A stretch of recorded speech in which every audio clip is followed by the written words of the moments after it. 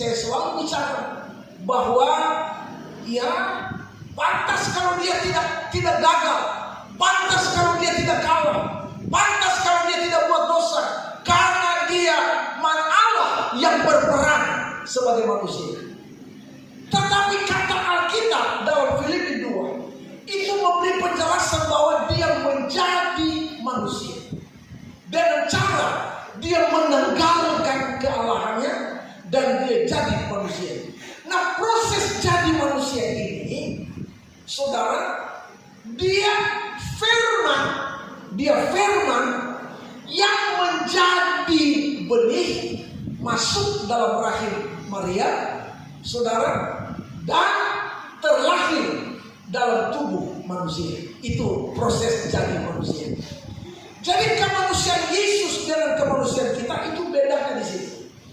Torah manusia itu berasal, itu datang dari benih manusia. Manusia yang tercipta dari debu tanah. Ya. Tetapi Yesus adalah manusia yang tidak datang dari benih manusia, yang tercipta dari debu tanah. Tidak. Tetapi dia datang dari benih ilahi. Karena firman yang jadi manusia.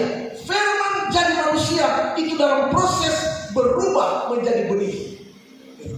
Dan saudara dia lahir sebagai manusia. Itu sebabnya saudara dia berbeda kualitas. Ya, Torah kualitas daging, tanah, tetapi Yesus itu kualitas ilahi. Ya, kenapa? Karena dia benih Allah. Nah, yang kedua saudara adalah kenapa Yesus manusia sempurna? Karena dia tidak berdosa. Nah, kata tidak berdosa di sana saudara adalah itu tidak punya benih dosa. Artinya tidak ada dosa bawaan. Kalau Torah manusia waktu masih dalam rahim saja mama, Torah so ada dosa bawaan. Gitu. Alkitab bicara bahwa Torah dalam dosa Torah dikandung. Jadi saudara Torah punya dosa bawaan. Itu sebabnya perlu ada pemutusan. Nah, sekarang saudara Yesus tidak berdosa. Kenapa? Karena dia benih Allah. Ya. Dan kemudian dia tidak melakukan dosa. Artinya dia tidak jatuh, dia tidak gagal. Kalau orang manusia so ada dosa bawaan, terlahir orang masih juga bikin dosa. Ya. Jadi dosa orang bawa dari kandungan dan dari keturunan, dan orang masih melakukan dosa. Nah, itulah manusia. Sedangkan saudara Yesus tidak.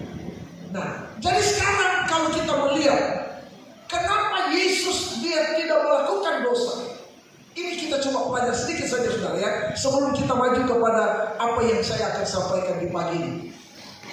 Kenapa Yesus tidak melakukan dosa?